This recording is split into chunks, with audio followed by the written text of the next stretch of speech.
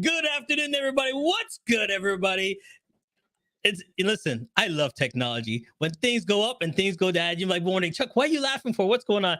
You don't know what we got to go through to get you this live show. And I'm excited to have this person on next. Listen, technology is great. She's on fire. And I want to introduce you to my special guest, Dee. Where are you at? Let's do this. Hey. Yes. Man, people don't know what we got to go through to do the show. It's real. It's real. I'm like, we're on fire. Things are happening. I'm like, what's going on? But this is how it happens. So, Dee, tell us a little bit about yourself. Yeah, so I'm Dee. I mean, you asked me before, like, where you from? From Baltimore, Maryland.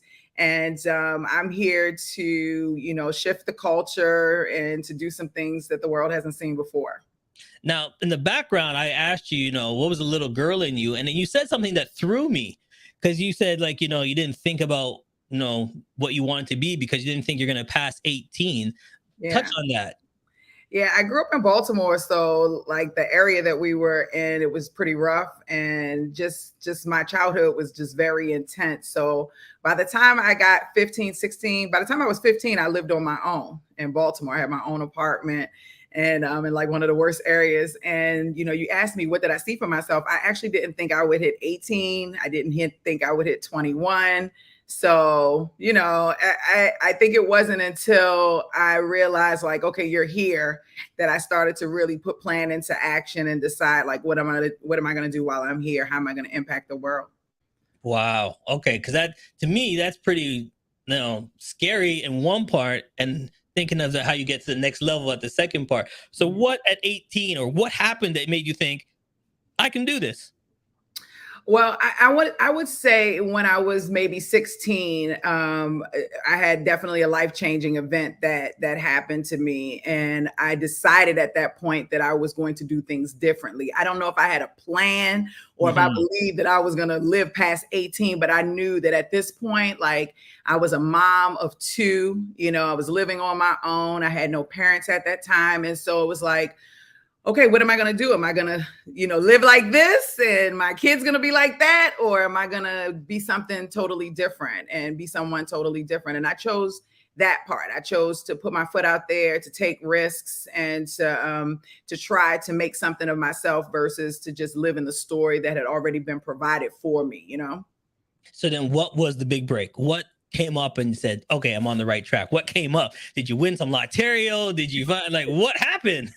No, actually, I was on the bus stop and I was watching a bunch of people. I was on Martin Luther King Boulevard and in Pennsylvania Avenue, and I was watching a whole bunch of wealthy people ride by in these cars. And I was looking at my environment and looking at my situation, and I was like, what makes them different from me? Okay. Why is it that they're able to drive that and I'm waiting on the bus stop? Like, what have they done differently? And I think that day I really decided that I wanted to explore that question a little bit deeper, to figure out who I am, what I'm capable of doing. And I already kind of knew, like, I know this person's not better than me. I'm very smart. So this person clearly is not better than me. So, like, what are they doing differently than me? And that was kind of like a waking point. I was like, I don't want to be on welfare anymore. I don't want to live in the hood anymore. I don't want to be described as a teen mom, a statistic, as someone who was going to be, living in Baltimore with 20 gold teeth.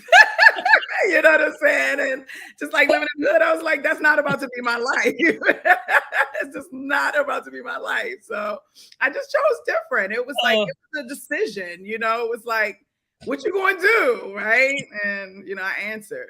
I just got a vision of your teeth being gold. Like, you got you got a beautiful smile, and all I saw was, okay, anyways, you just threw me off. All right. But I like that. I liked what you said there. And that's what I try to teach most of my guests and viewers when they're teaching each other is, where do you see yourself? What vision do you have for yourself? Like, do you see yourself staying at one point? You saw these people going by and go, something's wrong here. Something's wrong here, honey. I know I could be better than that. So what is it? So what was the dive in? After you saw all that, how did you move forward? did you Okay, do? so I'm gonna share some things I've never shared before. So immediately I came up with a plan. At that time, like I said, I was a mother of two. I had two children, and so I decided that I wanted to get off of welfare, actually find a job, and attempt to create an income for myself. Like I wanted to work in an office, and so I wasn't really sure about how to go about that. And so that was like my starting point. I had to ask my family, like, can you watch my kids? They were like, why? I was like, I want to get a job. They're like, why you want to get a job? You like, you got welfare. I was like, I don't want to be on welfare anymore. They're like, what? I'm like, I don't want to be on welfare anymore. I want to get a job. So that was trying to get them to understand. Even my thought process at that time was like crazy. And then I worked at the Radisson for a little bit and got fired. And then I went to a temp agency and I took a test to be an admin, and I failed the test, and they were like, nah, you don't know how to use Microsoft. So I was like, okay, cool. So I started going to the library every day, Towson State, and I took my kids with me, and I started using the computer, trying to teach myself how to use Microsoft Word. And one day the librarian came to me and was like, how old are you? And I was like, 16. And she's like, these your kids? And I was like, yeah. She's like, I've seen you come up here like every day for the last 3 weeks. What are you doing? I said, I'm trying to teach myself how to use Microsoft Word so I can get a job at the temp agency. And I showed her my test. And she was like, when is the last time these kids, ate? And I was like, yeah, I've been here all day. Like, she was like, okay. So she gave us some crackers and she was like, come back here tomorrow and bring your kids. So I left and I was on the bus and I was like, I am not going back there tomorrow because they are going to like put me and my kids in like child protective services. They're like setting me up. And so I had to think about it like the whole way home. And it's like, is this somebody I can trust? And then the next day, I just went back. I went back with my kids. And when I walked in the door, they greeted me with open arms. They took my kids, gave them snacks in the back, watched them for me. Somebody came out, a young lady, an older lady, and she sat with me for months and studied with me, helped me learn it. I'll go to the temp agency, take the test, fail it again, come back. She would work with me again, fail the test, come back until I finally passed it. And that was my first like real job, like where it wasn't under the table or like a McDonald's or something like that. And I was like 16, 17, making 15, 16 bucks an hour. It was more than, anybody that I knew at that time. And so that was kind of like the starting point. And that really kicked off my career in staffing and gave me my true foundation. So let's stick a pin here 1 second. let's go back into the story so people can see how you got to a certain level. One, you kept saying failed and went back, failed and went back. Most people would just say, after the first failure, give up. No, you failed, you learned, and you kept going back. So that's number one. Failure is not the end all. You learn from your failures and you keep going. For sure. Number two, you said you had to take that chance and rely on somebody. Yeah. Okay. She saw something in you and you took that chance and you went back. Most people were like, man, I don't know about this person. No, they did. And you're like, something, I'll try it. And boom, it worked out. Yeah. And then the first thing you said was that amazed me is you wanted to become something different. And friends and family always say, negativity, like some people you think they would be on your side. You're like, what are you doing? You didn't like welfare. Why would you want to get off of welfare? Like you want to get a job? And I was like, yeah, I do. I don't even understand this. You know what I mean? You're gonna have people on your side and off your side. The dedication, it was off the chain. So right now, I'm even more excited. I'm not even in your shoes. I'm like, okay, she said no to the people. Let me help these people, and I'm gonna do this myself. And then you got it. So what happened after that? I would say life, I worked, I would say life was very rough my first 21 years. I had some very intense experiences that sometimes moved me forward and sometimes moved me back. Like I lost custody of my oldest son to someone that was in my family. So I went on this journey of trying to fight and get him back, which put me in I really started to learn law because I wanted to understand like the systems, they were saying, yeah, you're probably never going to get your kid back. I didn't agree with that. I didn't believe that. I knew I would. And I did. So I had like those things. I had also had been raped by a cop. So that had really pushed me back for a minute. So I had like all of these things happening. And so work wasn't always like the priority. It was like I was a young mom, no family, and just trying to maneuver my way through life and dealing with people who some were great, like that young lady, but some people are actually very horrible people out here, and they're on they have a different alternative, different ulterior motive. And so it was, for some years I had to figure out who's real, who's not, take a lot of L's, but still try to stay focused on achieving whatever goals, that I was trying to achieve. All right. So I got to ask, because you said, drop the bomb on me about the cop. You drop the bomb on me with your kids. Yeah. So I got to ask this. Where do you get this, what do I call it? Oomph, inspiration, gut check? Like most things that happened to you would have like took people out already. Yeah. Where do you get your courage and this oomph from to keep going and knock people back out? It's something in me that says that this is what I'm supposed to do. This is the direction that I'm supposed to go in. And I have to get there by any means necessary, ethically, but by any means necessary. And so what does that mean? Does that mean it's going to be easy? Maybe, maybe not. Probably not. Is everything going to work out? Probably not. Am I going to take some L's? Probably. But am I going to get to my goal? If I just stay focused, yeah, I definitely get to it. Are people going to tell me no? 100%. What do I say when they say no? Not right now. You know what I'm saying? Like, it's like, I just have to, and don't get me wrong. Don't think that I don't cry first, right? Because I'm definitely going to sit down. Oh God, woe is me. Cry it out. Like, I can't believe this has happened to me. What am I going to do? Sometimes I tell friends and family, and sometimes I keep it in. But for the most part, it was like, okay, you can't just stay here. So what are you going to do? Stay here and cry? No. What are you going to do? You got to move to the next level. You got to do something. And so you really just have to put yourself in a position where after you give yourself permission to feel whatever it is that you need to feel in that moment, now it's time to focus. It's time to plan. What are our alternatives?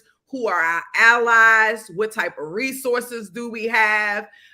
What type of time do we think we have? And what type of energy are we projecting in the world to receive what we believe we deserve or we desire? And I'm talking about me, myself, Kitty, Dee, Renee, like all of these versions of me who are out here representing me in different ways. Like, hey, we got to figure this thing out. And it's a we thing. It's not a me or I, it's like a we. And I even say that we is probably like my higher power too, like what people would say is God, because you're not ever alone. You hear the words, you hear the talking in your head. So, you're not alone. So I'm not crazy, but I definitely know when I know when it's time to move. And I was trying to move forward. Like, get your butt up, girl. So, All right. So then here's the thing. Okay. What do you tell the next generation? Yeah. When you see another young girl on the street and you see hard time and you see her and you're like, that I know that right there. I know that. What do you tell that young lady? This is actually happening right now. I met a young lady. She did some work for me and she did an amazing job. And then she did some things that were a little unethical. And I questioned her about it and told her with the mindset of like, I'm never going to deal with you again. I'm just letting you know, for future reference. But as I talked to her, she began to tell me her story. I realized that it wasn't done out of malice. It was done out of desperation to be good, to do better than what she was doing. And she just made the wrong decision. So I had to really, where my friends and my colleagues were saying, no, sue her, cut her off, whatever, I actually saw something different in her. So I sat back and talked to her and I told her, and this is what I would tell anybody coming in, which is basically, first you have to find your energy. You have to find the right energy, because right now you're either living in lack, or you're living in desperation, or you're living in, confusion. Like, the first thing is to really center your energy. What do you want to accomplish? What are you trying to achieve? And do you have the energy to be able to achieve those things? cannabis, right? Right.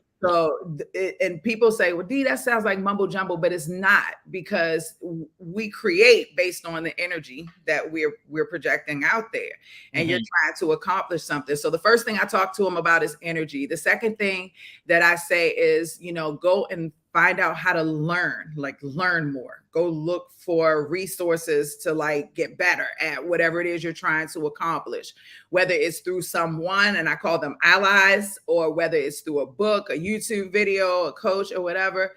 Go and learn. Don't expect you to get it for free. If you get it for free, great. But don't expect to do that.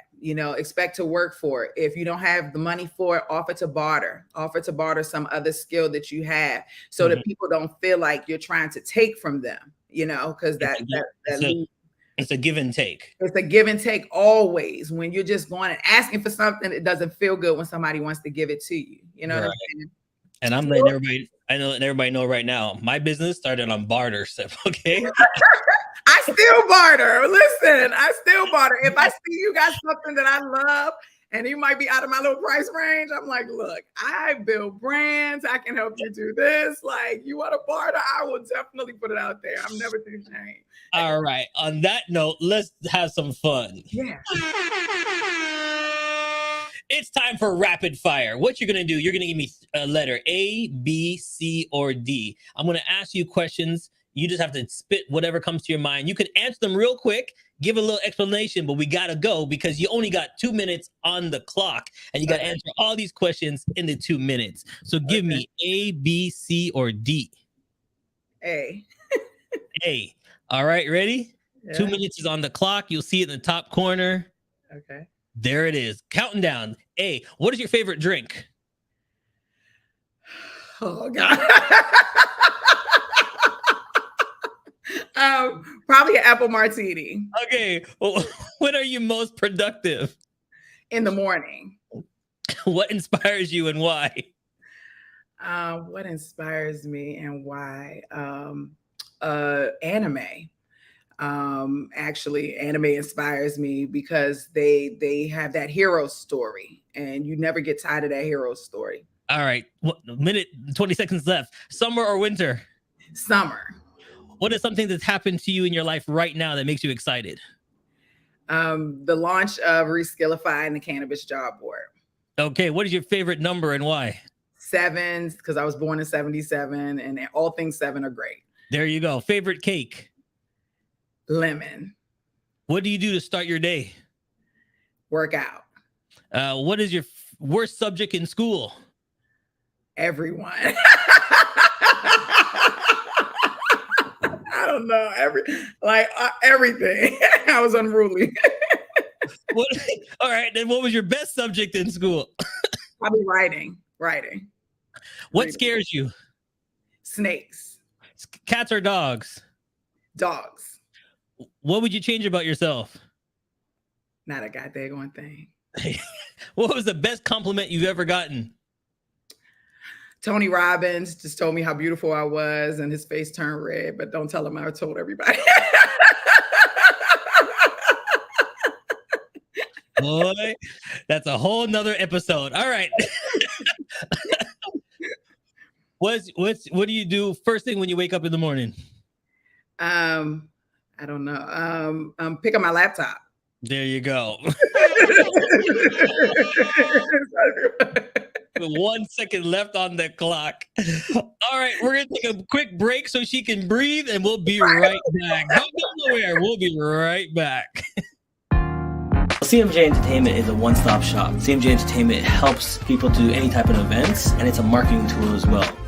So we'll cover everything from start to finish. If it's a wedding, we'll make sure your wedding is over the top. And if it's an event, we make sure that everybody gets information at the end of the day. Give us a call at 416-414-8964 or online, go to cmjent.com. Yeah.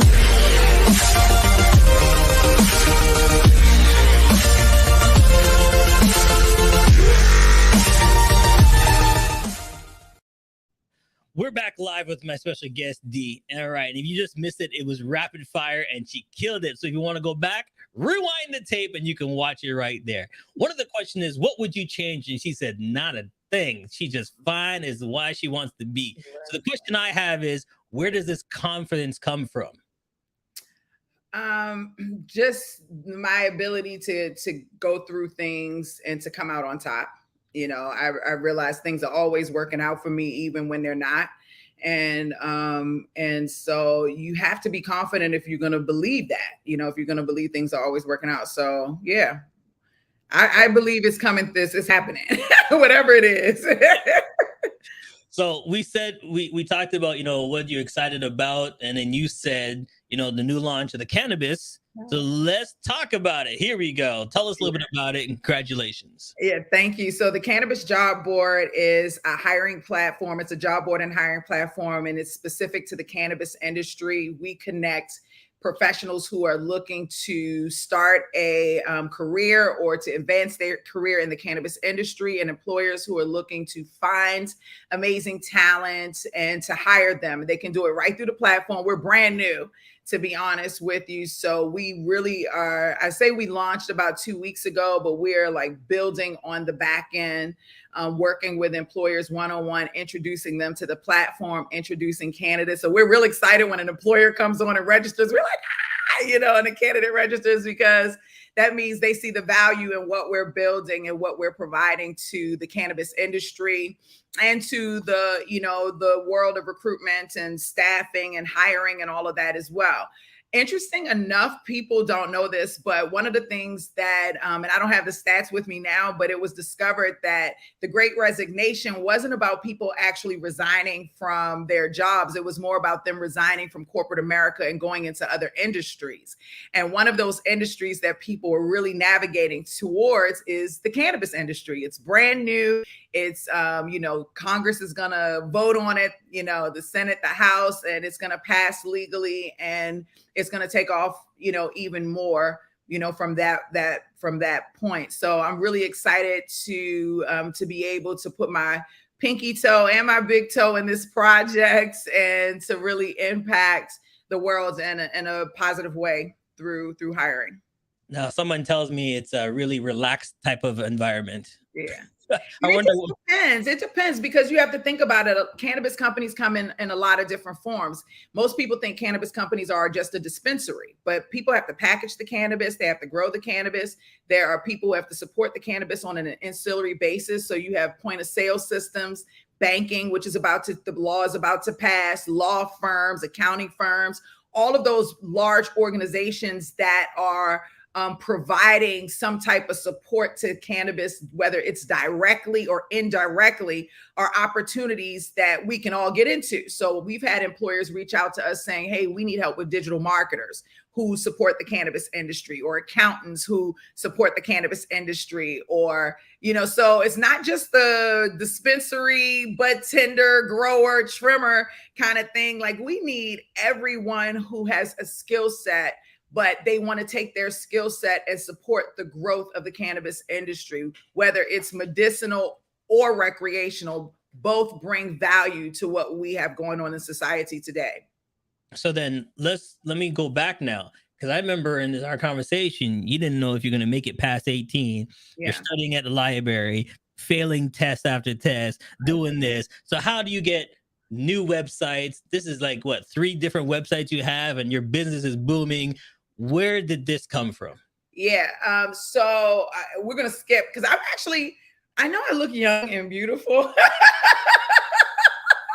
I'm actually a little more seasoned than people might imagine. So we'll skip a lot in my life, in my lifetime. But what I will say is some years back, about 10, 11 years now, I was working for an organization in Atlanta, recruiting, and I had been training on the side, and they had me doing some training in their organization, and the training that I was doing was so amazing. It was leaving a major impact on the organization.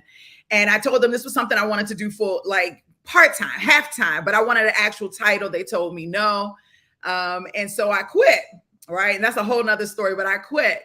And but they gave me a non-compete and said that I couldn't do recruiting, so I had to wait a year. So I started out like writing resumes, and made about 6 figures doing that. And then I converted my business into more of a training company for the recruitment and staffing industry. And I started training organizations in their staffing departments. And then I got cancer, actually. And they told me, like, you're going to die. This is 2013, like October. They was like, you are not going to see 2014. Like, call your mom, call your family, plan your funeral. And I was like, okay, so y'all saying I'm passing away from cancer. Like, first of all, I call BS. Second of all, I'm not about to go nowhere because I don't give you permission to define when I'm going to leave. I give me permission to do that. I had gave them one rule, which was to not call it cancer, because I felt like my grandma died of cancer. Like, when people hear the word cancer, they assume death, and I didn't want to associate that. So I told them they had to call it by its medical term. And that was it. And so I went through this like process in my home where I like started to everything that I couldn't do, I wanted to see it on my wall. So I was on bed rest, so permanently. And so I started printing things out of meadows that I wanted to frolic in, people I wanted to meet, things I wanted to accomplish. And I had to really, my mom came in, she was like, okay, we need to start preparing. And I'm like, lady, you done lost your mind. And she's like, you need to see someone. I'm like, listen, I need to focus on what's going to happen. So I didn't believe I was going to pass, but I knew I wanted to leave a legacy. If I did, I wanted to leave something behind that other people can say, Dee Williams was a part of. And so I created like this e-store called recruitmentstore.com. And I started like selling products on how to do staffing and started building my first coaching program. And I did that like when they were telling me I wasn't going to make it. And then one day they called me and said, your blood is the right level. We're going to try to put you in surgery tomorrow. And I'm like, you mean tomorrow? Tomorrow? They're like, be here at 1:00. We're going into surgery tomorrow. And so they did, and I made it through, and now it's 2020, whatever it is, and I'm still here. So that kind of kicked off things for me, to be honest with you. And I started to really fall in love with coaching and training, that I never went back to hardcore staffing. I just started to see like, this is really my calling. I'm a teacher, right? And so I built Staffingpreneurs Academy, and I realized that I had more fun working with people who wanted to start a staffing business than I did with companies who were already established. So I started, that was my foundational piece to my empire. And I call it my empire because every piece is another piece to my empire, right? So that was the starting point. I built my market. I learned my audience. I actually have very close relationships with most of the people that are there. So, and I've helped turn people who've come to me, minimum wage, they're now millionaires. Now they're impacting millions of lives in the healthcare space. I have nurses who are placing nurses in jobs. I have a guy who was a butcher. He's now a multimillionaire out in Delaware, Texas, placing people in the mental health space. I got a young kid in Atlanta who made his first million at 21, a kid in Houston. So I really started to impact lives in that way. But as I was coaching and training, I realized like I'm spending a lot of money on this. I really want to build something that suits me. And then I started this journey of building ReSkillify.com, where we host courses. And so my courses are on there right now. We've been nurturing all of the people in the community. And now we're at the point where we are allowing coaches to come in and utilize the technology as well to become coaches. So we're very hands-on. We're not like a Kajabi or a Udemy where you just go in and sign up on your own. We actually have a full team in the background from the very first conversation where we help you lay out your coaching plan. How much do you want to make? What type of impact? We focus on 3 types of goals. Personal goals, what do you want to do in your life over the next 5 years? Financial goals, how much do you want to make in the next year and in the next 5 years? And impact goals, how many people do you want to inspire or impact?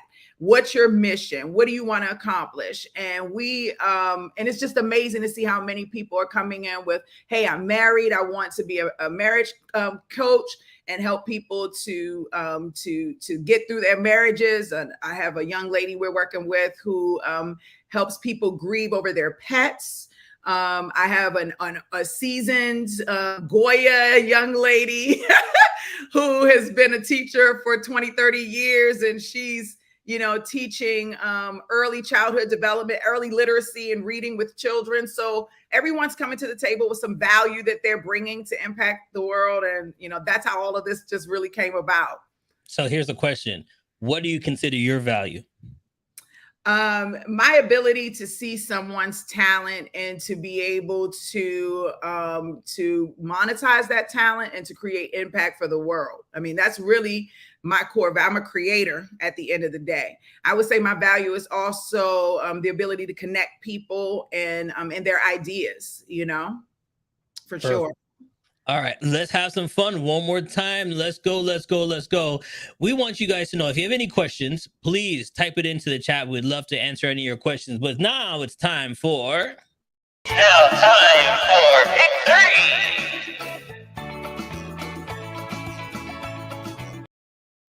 It's now time for Pick 3, and you're going to answer and ask your own 3 questions to yourself before we let you go. So I need you to give me 3 numbers between 1 and 13, and those are the questions you're going to answer before we let you go. 1, 3, and 7. I was about to say, where's the 7? I know she started. That's definitely coming. Here's the 7. Here it comes. All right, here he is. Question number 1. What is the one thing you wish you would have known before getting into this business? One thing I wish that I would have known before getting into this business is how to nurture my teams, how to nurture my teams better, right? How to communicate with my teams to get the end result that I'm looking for, but still keep them fired up about the work that they're doing. I think that's very much so a challenge, because you always have this idea in your mind about what you're looking to accomplish, but you're also giving someone else that idea to execute, and they have their own perceptions, and you don't want to dismiss their perceptions because they're not yours. You want to incorporate those perceptions into what you're trying to accomplish. And so being able to find that balance as a leader, I think, is definitely challenging. And I wish there was like a manual for that, like in parenting. I feel like that's something that you don't really, there's not a manual for. You just have to learn based on people's energy. All right. Number 3, what advice would you give someone pursuing a similar career to yours? Have lots of money to burn through. Like, there are a lot of vendors out there. There are a lot of people out there who say, oh, I can do this for you. But in real life, they're really looking for the next check as well. You know what I'm saying? Because they're trying to grow their organization as well. I think that I've met more people who say, I can do this for you, and you want to invest in them because you like a person. But it's like, I don't know. You already know what I'm saying. It gets a little shaky. You got to hold on to that money. Just have some money to burn through so you can see. Oh my goodness. All right. Number 7. What is the one myth about your industry you wish you want to squash right now? That Black women in tech cannot be as successful as every other, ethnicity out there. We are the least represented in technology.